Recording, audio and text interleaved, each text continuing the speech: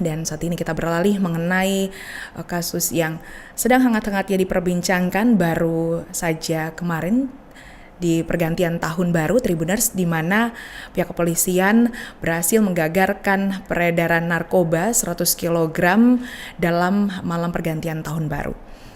Polres Metro Jakarta Pusat berhasil menggagalkan peredaran sabu seberat 100 kg yang rencananya diedarkan saat malam tahun baru 2026.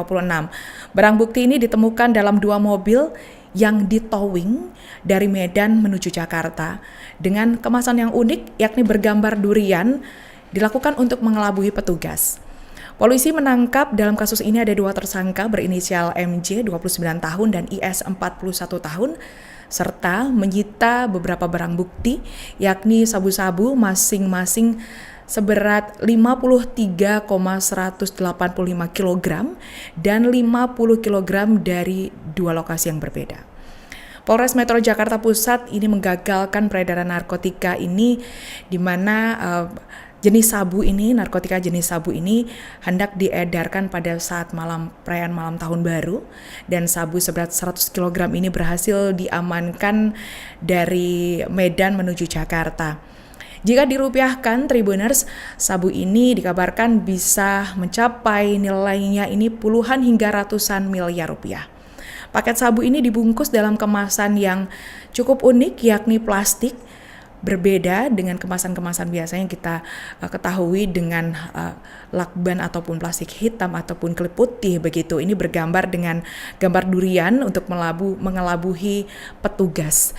Dan beberapa temuan dari kepolisian yang disampaikan oleh Kapolres Metro Jakarta Pusat, Kombes Pol Susatyo Purnomo Condro, dalam konferensi pers di kawasan Silang Monas Jakarta Pusat pada Rabu petang 31 Desember 2025, di mana beberapa barang bukti ini pihak kepolisian berhasil mengamankan. Yang pertama ada 50 bungkus plastik kemasan warna emas bergambar durian dengan berat bruto 53,185 kg.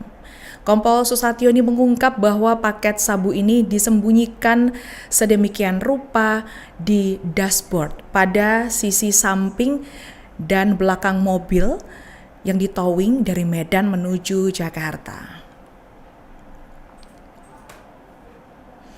Sementara itu, mengenai kronologi pengungkapan pengiriman 100 kg sabu yang dapat digagalkan oleh pihak kepolisian yang dibawa mobil yang ditowing dari Medan menuju Jakarta, ini dikabarkan informasi ini menyatakan adanya upaya pengiriman paket sabu dari Medan ke Jakarta yang dibawa oleh sebuah mobil yang ditowing.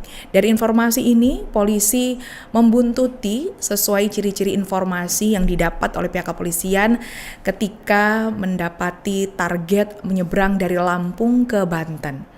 Polisi kemudian memberhentikan sebuah truk yang mengangkut 5 mobil. Truk towing ini mengangkut 5 mobil yang diduga membawa barang-barang terlarang tersebut, Tribuners. Dan setelah digeledah, polisi ini berhasil mendapati adanya paket sabu yang dibungkus kemasan plastik warna emas bergambar durian pada salah satu mobil dengan seberat 53,185 kg.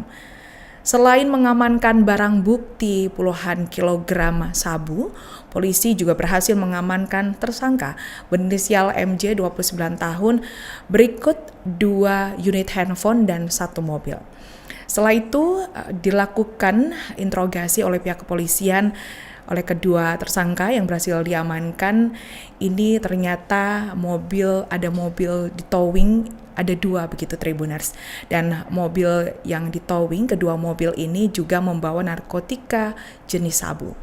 Setelah mendapatkan informasi dari tersangka pertama, lantas polisi dengan cepat melakukan pengejaran, yakni pada Desember 2025, dengan lokasi di Bubul Logistik Indonesia di Jalan Diponegoro Setia Mekar, Tambun, Bekasi, Jawa Barat.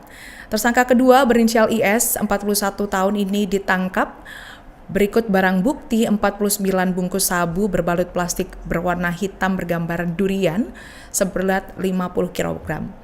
Atas temuan ini, Kapolres Metro Jakarta Pusat, Kombes Pol Susatyo Purnomo Condro, dalam temuan ini pihak kepolisian berhasil mengamankan total paket sabu yang berhasil dicegah polisi untuk diedarkan di malam tahun baru ini seberat 100 kg.